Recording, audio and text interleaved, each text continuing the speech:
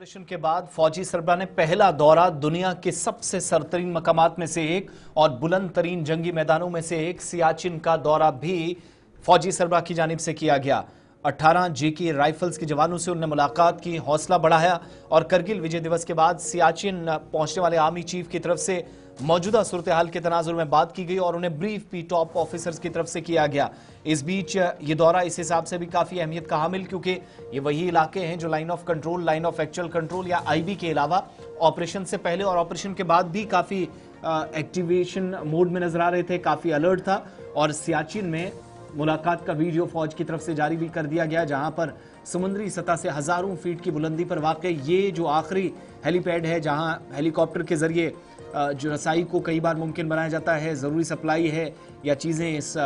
दूर दराज और पहाड़ी सिलसिले के अंदर पहुंचाई जाती है। 7 सीनियर जेसीओज के साथ, जिनके साथ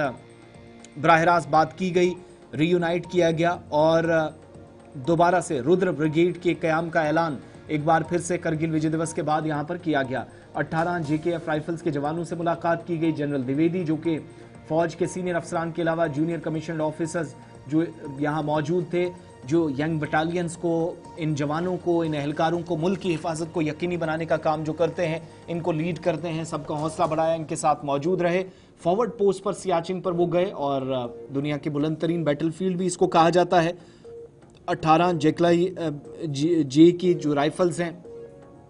इन जवानों के साथ मुलाकात की और उनके जज्बात को, उनके एहसासात को भी समझने की कोशिश की और मुबारकबाद भी पेश की गई। कामयाब ऑपरेशन के दौरान जो कलीदी किरदार इन बटालियंस का, इन अफवाज का रहा है,